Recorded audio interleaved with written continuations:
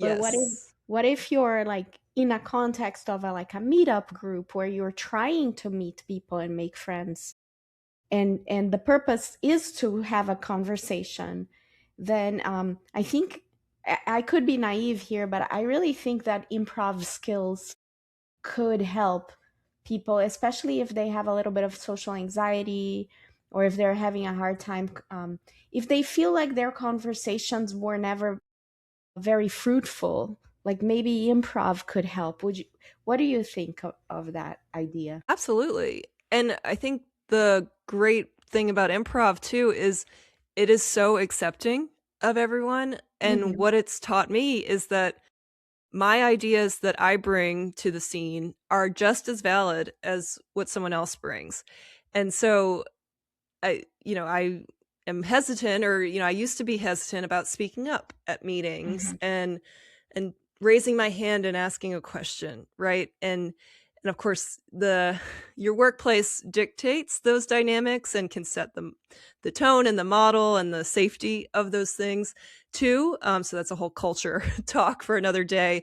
But uh, just having that acceptance and being like, what I share is valid, and I accept myself for where I'm at. And I think improv's given me the tools there to be like, I have ideas that I can also bring to the table, and what I share matters.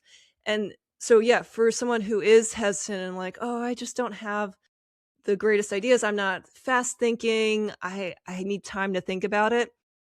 Improv helps to kind of cut that time in half. It, like, Mm. cuts the judgment time in half because you make so many mistakes in improv practice and in the scenes. None of it's perfect, and it's not supposed to be. Like, that's the beauty of it. You're making it up as you go, so there's no right or wrong. And,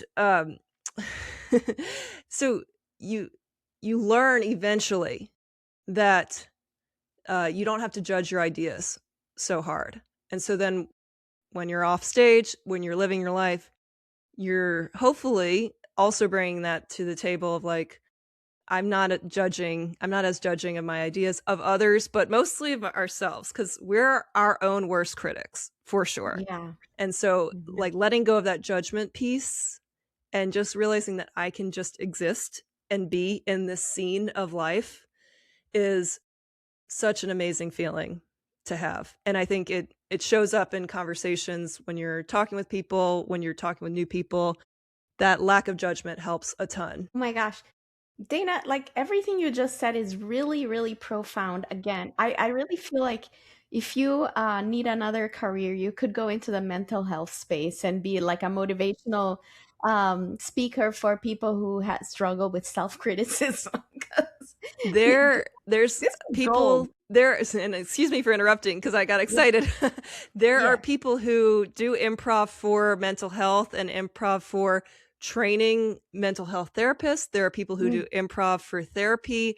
In the sense, it doesn't replace therapy, but it gives you some of those skills that I just talked about, like the judgment that Mhm. we have, or honestly, just allowing yourself to play and not think about the things that are bothering us for a few minutes can also help too. So, yeah, Yes. there's so many applications of improv. I can literally, I think, connect improv to almost anything, which I try to do often. And maybe it's a loose thread, a loose connection, but I see improv everywhere. Everything I do, I see improv, and um, that's That's so joyful beautiful. to me That's too. awesome. No, it sounds like, I mean, we can feel it too by listening to you, and getting the joy that you feel from it. It's contagious.